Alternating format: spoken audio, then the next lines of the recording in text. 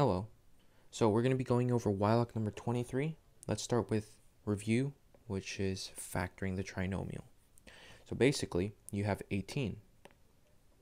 What are the factors of 18? Well, 1 times 18, but there's no combination which produces 9, so we can get rid of that combination. 2 times 9, 9 plus 2 is 11, 9 minus 2 is 7, none of them are 9, so we can get rid of that. 3 times 6, on the other hand, 6 plus 3, well, that's 9, so we can use this combination. So let's try it. We know that x squared is just x times x, so we leave that, and we put 3 and 6. Now, what is the sign of both of these? Well, we know that it's going to be positive since there's a positive here and a positive here, so they sum up both to be positive. Plus and plus. And to always make sure you're doing this correctly, you can always just distribute back. X times x is x squared. 3 times x is plus 3x. 6 times x is plus 6x. And 3 times 6 is positive 18. X squared plus 9x plus 18. Is this the same as your previous equation? If it is, then you have factored correctly. Now moving on.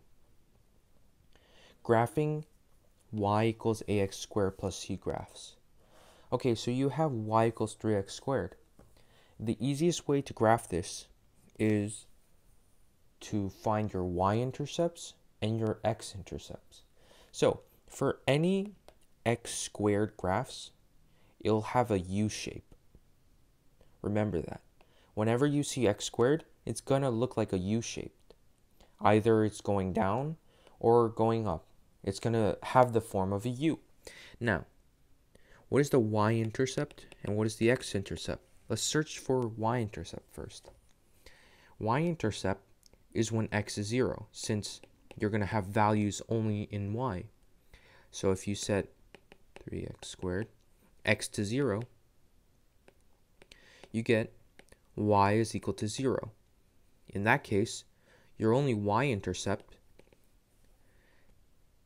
is at the point 0, 0.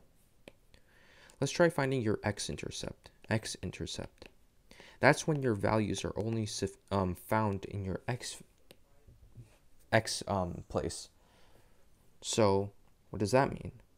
Well, that means your y is going to be 0. So instead of y equals 3 times 0, it's going to be 0 equals 3 times x squared. Divide 3 on both sides.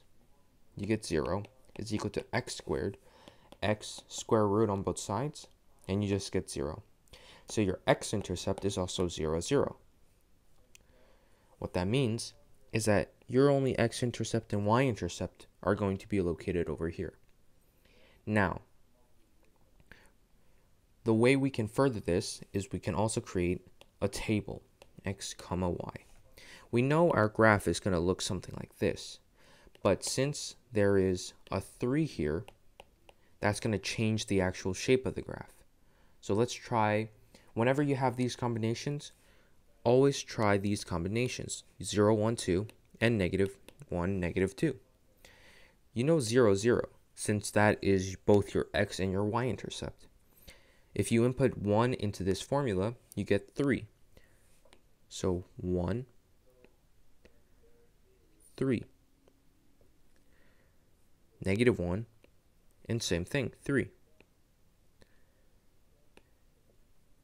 If you also do it for 2, and you input it into the formula 3x squared, you get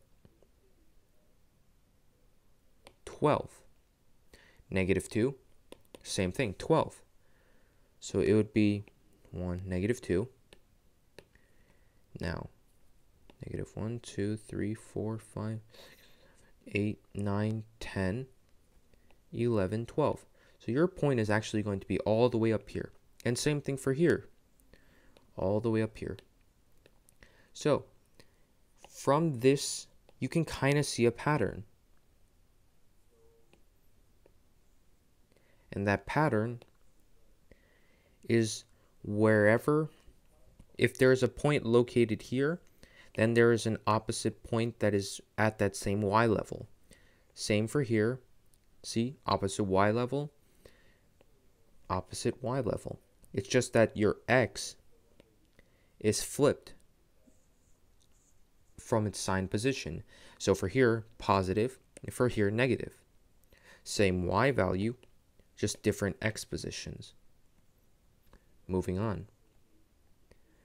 How would the graph of function y equals x squared plus 6 be affected if the function were changed to y equals x squared plus 2? So let's actually try graphing these first.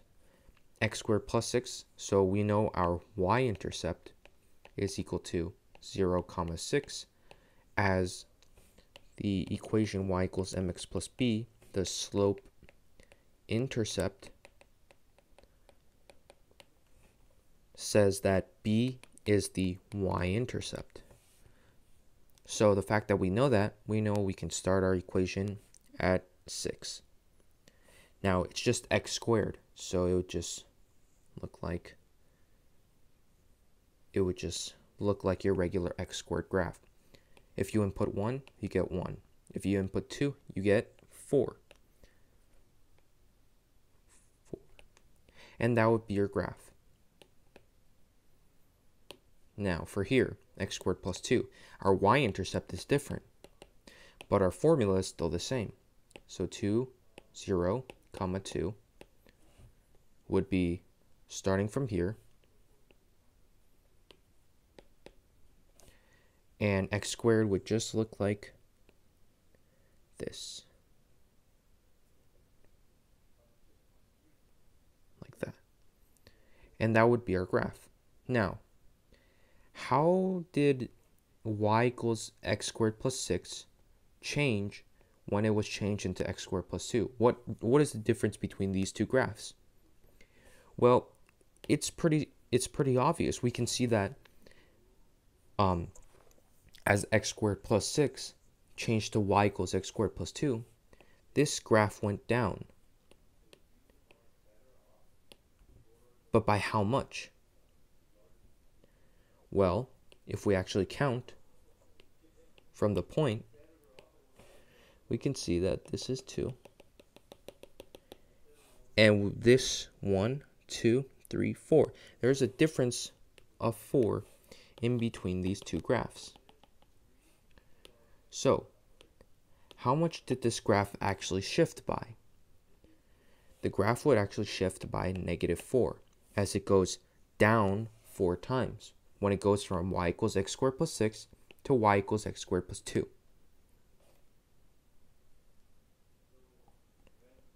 Moving on. Now this one. For this, you're just graphing the equations and matching it with the following graphs. So for example, y is equal to x squared divided by 2 minus 4. Well, we can obviously see -4 is going to be our y-intercept. So we just choose the graphs that start at -4. Now, which ones are those? Well, we can see that our only graph that starts off at -4 is actually A, -4. Now, let's see, just to make sure, let's actually graph this out, 1/2 x squared. Well, we know that if we input 1, let's make a table. -2, -1, 0, 1, 2. If we input 1 into here, that would be 1/2. 0, 0, 1/2. 2, then that would just be 2. Now, if we actually graph it, we can see that from here, if you move by 1, you move only by 1/2. If you move by 2, you move by 2. And those are your points. Same thing for the other side as well. And that fits your entire graph. Now to solve the rest of these problems, you just have to graph each of the individual equations and match them up with this corresponding letter. Well, that's it for why number 23.